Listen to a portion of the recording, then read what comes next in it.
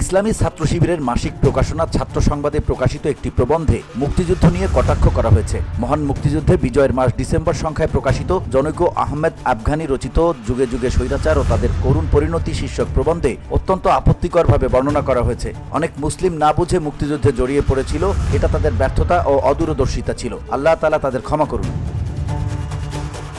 বাংলাদেশ জাতীয়তাবাদী ছাত্রদলের কেন্দ্রীয় সভাপতি রাকিবুল ইসলাম রাকিব ও সাধারণ সম্পাদক নাসির উদ্দিন নাসির বীর মুক্তিযোদ্ধা ও মহান মুক্তিযুদ্ধ নিয়ে ছাত্র শিবিরের দলীয় পত্রিকায় এ ধরনের আপত্তিকর বক্তব্য প্রচারের তীব্র নিন্দা ও প্রতিবাদ জানিয়েছেন। বুধবার গণমাধ্যমে পাঠানো ছাত্রদলের দপ্তর সম্পাদক জাহাঙ্গীর আলম স্বাক্ষরিত এক বিবৃতিতে এই প্রতিবাদ জানানো হয়। বিবৃতিতে বলা হয়, স্বাধীনতার 50 বছর পরে এসেও নিজেদের দলীয় প্রকাশনায় মহান মুক্তিযুদ্ধে অংশগ্রহণ করাকে ভুল ও অদূরদর্শিতা হিসেবে প্রচার করা এবং পাপ কাজ মনে করে ক্ষমা প্রার্থনা করা একটি গর্হিত এবং ন্যাক্কারজনক ঘটনা।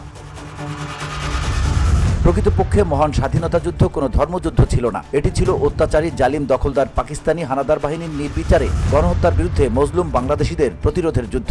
ধর্ম, বর্ণ, গোত্র নির্বিশেষে আপামর জনসাধারণের অংশগ্রহণের কারণে মুক্তিযুদ্ধ ছিল একটি সত্যিকারের জনযুদ্ধ।